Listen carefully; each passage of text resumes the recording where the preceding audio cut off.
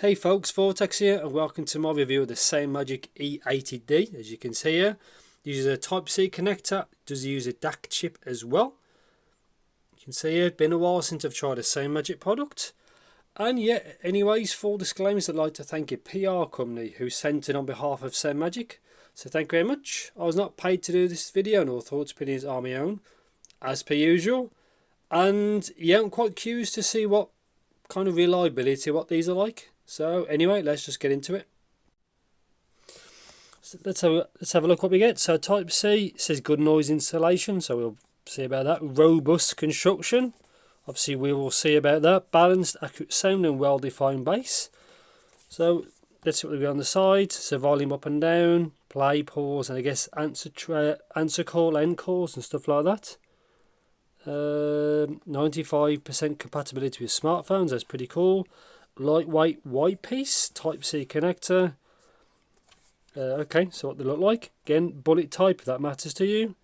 Quite curious to see how long these are, basically like the longevity. So we got a case and tips, specs, if it focuses. So microphone, which is good, just 24 bits of 96 kilohertz. So like I said, it's going to include mics, which should be quite useful. Sensitivity 104 dB plus or minus, and 64 ohm impedance, so that's quite high. Less of a problem because it's got the dongle built in like a DAC. And yeah, let's have a look if I can get it open. Yeah, so a bit of editing and I'll pop this boy open. Back again, so just let's have a look what we get with these. So this is kind of like a foam. Get this out. It's okay. Case seems pretty good. Seems quite generic, but if it does the job, it does the job. And okay, so tips. Double flange, like it said.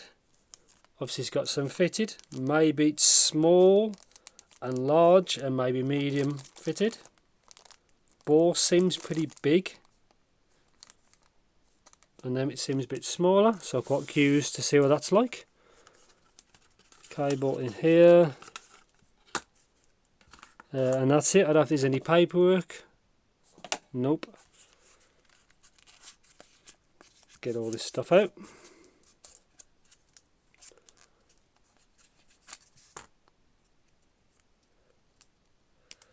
Tips inside, I'll sort that in a bit. So here's what the shape is. Not very big. Good, might be good or bad, it depends. Build quality seems fine. This is the same shape I think they used on the E10, which I bought years ago. I never reviewed. It's just something I bought maybe 10 years ago by now. Made in China. Microphone on the back, 3 buttons there. And yeah, so quite curious to see what this is like. Oops, and that's pretty much. So yeah, been a while since I tried a Soundmagic. Hopefully it's pretty good reliability, which we will see. And hopefully the tuning is decent. I have no idea what these are like. So yeah, I'll see you sometime in the future. Yeah, all for you, the next clip. So welcome to my review section of the Soundmagic E80D. So look at the cable. It's obviously Type-C only, as you can see here. Doesn't include an adapter, so it's just a Type-C. It's the cable. So the cable is okay, apart from cable noise. So that's just bear that in mind.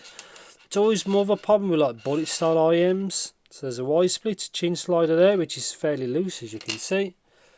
The buttons, I'll show you on this one. So the buttons are on the left unit.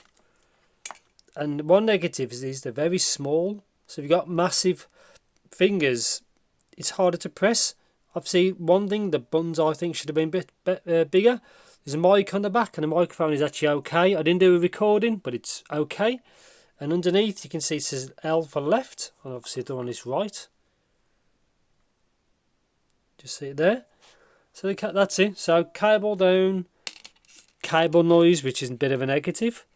So pound sensitivity or kind of power of that. So Type-C, I find you have to really crank these.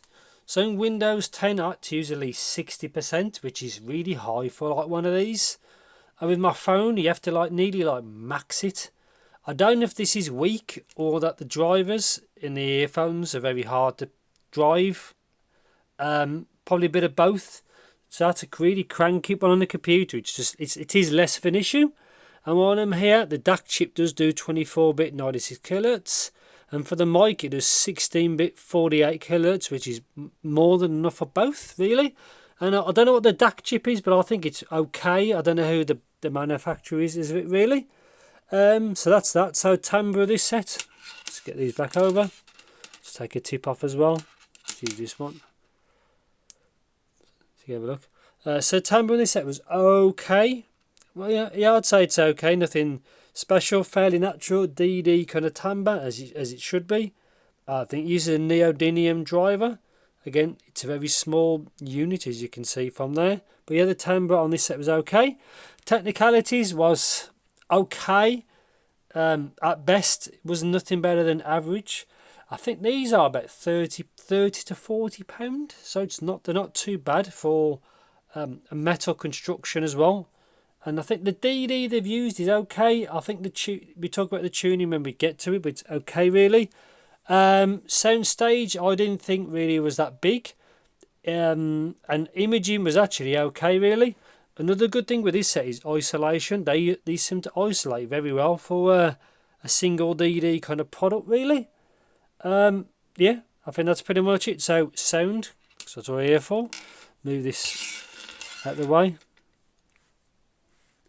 So as you can see on my set, channel imbalance, and yes, this time I did hear it. So as usual, I was graph afterwards. So I was listening to these, I thought, sometimes vocals sound slightly off to one side, and normally it should be central really because it's recorded. And yeah, the graph proved it, so that's that. But apart from the imbalance, bass on this set is okay. You can see there's a bit too much bleed into the mid-range. Again, these are what I class as a Western market kind of tuning, which means warm and soft upper mids. So these aren't tuned typically like I class a Chinese product where they always have more of a boosted upper mid-range, lower treble, like the ear gain. This isn't like that. So the bass, they're not really that bassy, but I think because it bleeds a bit from the mid-range, it's a little bit softer. It's a warmer part of the tuning. Apart from that, to see the sub bass rolls off. I tried this briefly in a game called Fort Solis, if that's the correct way of pronouncing it, and it seems fine for gaming. It has enough like attack, and it seems detailed enough for it, and positional wise, it seems fine.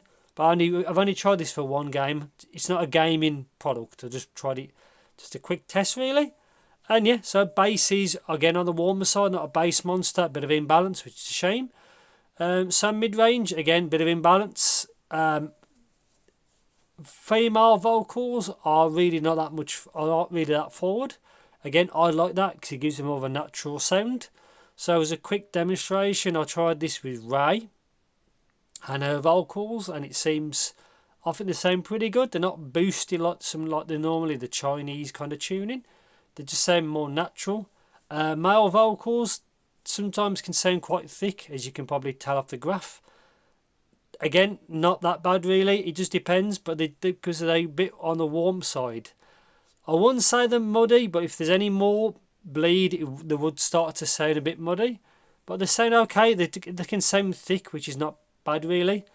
So treble, again, imbalance. I noticed again with female vocals where it sounds slightly off center.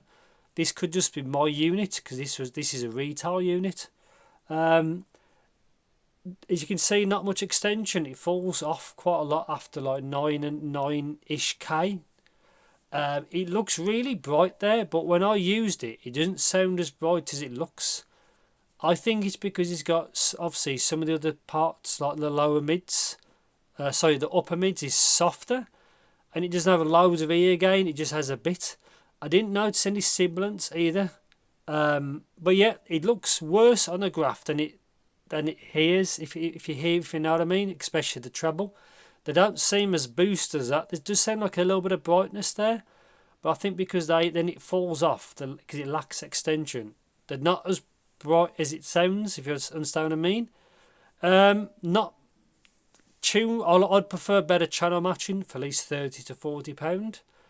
I don't mind the cable down in this experience, but obviously you get cable noise. But anyway, treble on this set is okay. It could do with a bit more work in my opinion, and it should be better matched.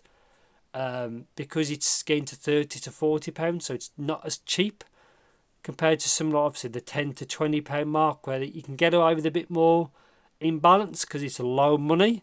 And obviously these are more expensive, so they should be better matched, better QC in my opinion. But on the whole, I enjoyed my time with them. They needed to be bit more balanced. They need to be the bass could do it a bit cleaner really, and obviously that treble could do with a bit more refinement. I think that's it really. So conclusion of this set. So these are in the £30 to £40 mark. Again, these are aimed at more of a Western market, and they are tuned in my opinion a bit more for her. And they're not too bad for that. Again, negatives is cable noise. It's obviously because it's a cable down. It could do a better channel matching because I noticed it before I graphed it. And that treble could do with taming a bit, but it's not as bad as it sounds. It just needs smoothing off. Again, you could always EQ if you really want to. And obviously a little bit harder to drive than I expected. Apart from that, they're an okay set. I don't know what the quality control's like. Hopefully it's good because I've tried it for like a few years by now. I think that's pretty much it for the price. It's an okay. It's an okay set. Yeah. Again, I tried recently the final VR 500s, which I think are a similar kind of price as this, and then just basically take your pick really what graphs better. And I think that's pretty much it. I don't think I miss anything else.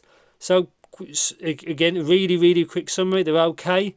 They could do with a bit more work, and that's it. The tuning's not too offensive, and I think that's pretty much it. So yeah, thanks for watching. Take care, and I'll see you in the next video, whenever that is.